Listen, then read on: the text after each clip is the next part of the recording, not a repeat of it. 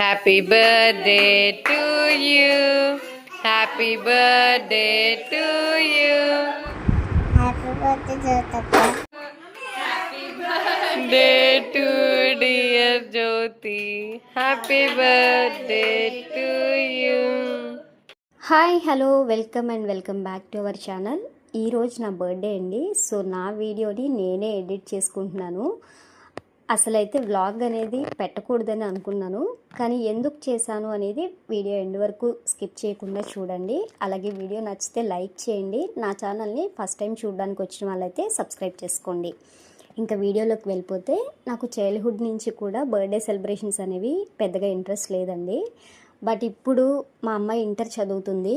9th are 10th standard నుంచి ఇప్పటి వరకు కూడా మేబీ ఒక 3-4 ఇయర్స్ నుంచి ప్రతి సంవత్సరం కూడా ఏదో ఒక గిఫ్ట్ ఇవ్వడము, కేక్ కటింగ్ చేయించడము, ఇలా సర్ప్రైజింగ్ అనేది ప్లాన్ చేస్తుంది. కొన్ని విషయాల్లో పెద్దవాళ్ళు ఇంట్రెస్ట్ చూపించకపోయినా కూడా వాళ్ళ సంతోషం కోసం మనం వాళ్ళని సాటిస్ఫై చేయడంలో తప్పు లేదు కదా.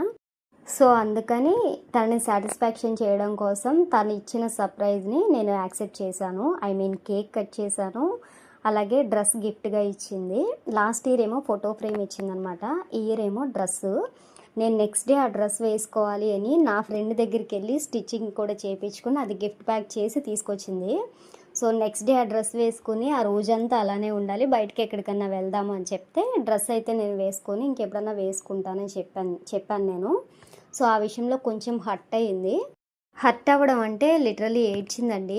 ఎందుకంటే లాస్ట్ ఇయర్ కాకుండా అంతకుముందు లాస్ట్ ఇయర్ కూడా ఒక డ్రెస్ గిఫ్ట్ ఇస్తే నేను అది కూడా వేసుకోలేదు. సో అంతకుముందు అలాగే చేసావు, ఈ సంవత్సరం కూడా అలాగే చేసావు అని చెప్పేసి ఇంకా ఫీల్ అవుతూ ఉంటే మైండ్ డైవర్ట్ చేద్దామని మేము బయటకు వెళ్దామని ప్లాన్ చేసుకున్నాం. మా బిల్డింగ్లో మొత్తం 3 ఉంటాం అనమాట రెంట్కి. కింద పోర్షన్లో ఒకళ్ళు ఉంటారు, మా ముందు పోర్షన్లో వాళ్ళు ప్రజెంట్ లేరు. సో ఆ కింద పోర్షన్లో వాళ్ళకి ఒక బాబు, వాళ్ళు మేము కొంచెం ఎక్కువ క్లోజ్గా ఉంటాము. మేమంతా బయటకు వెళ్దామని చెప్పి అనుకుంటూ ఉంటే వీళ్ళు కాల్ చేశారు. సడన్ సర్ప్రైజ్ ఏంటి అంటే వాళ్ళు కూడా ఇంకొక కేక్ తీసుకొచ్చారు.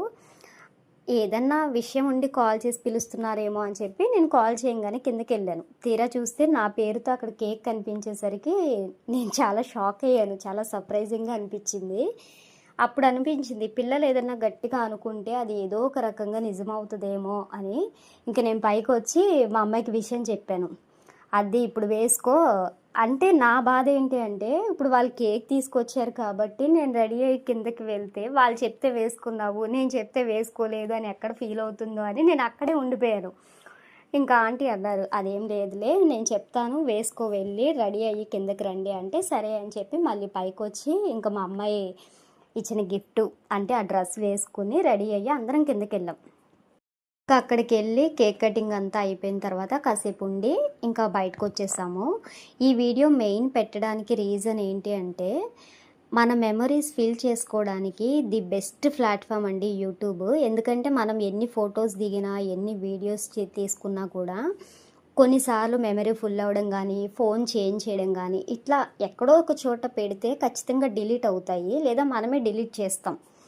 కానీ యూట్యూబ్ కానీ ఇన్స్టా కూడా మేబీ ఉండకపోవచ్చు ఒక్కోసారి.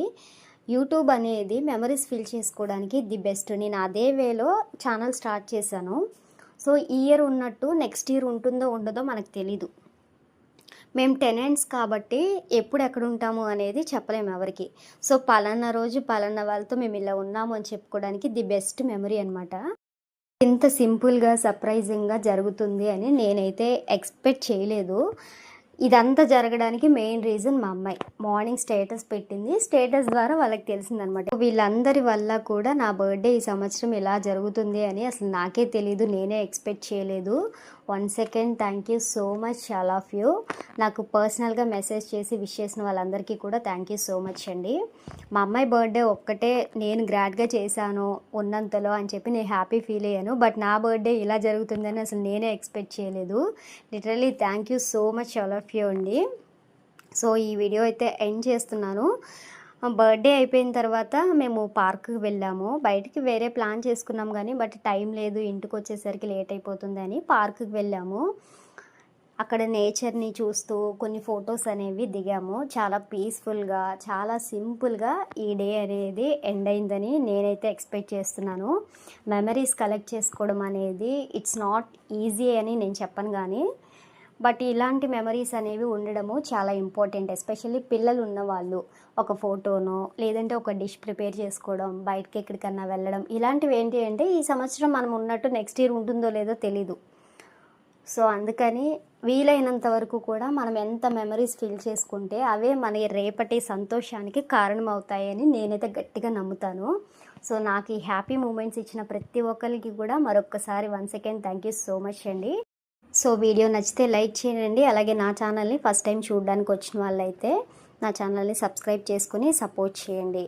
మళ్ళీ నెక్స్ట్ న్యూ వీడియోతో మళ్ళీ కలుద్దాం. Thank you for watching.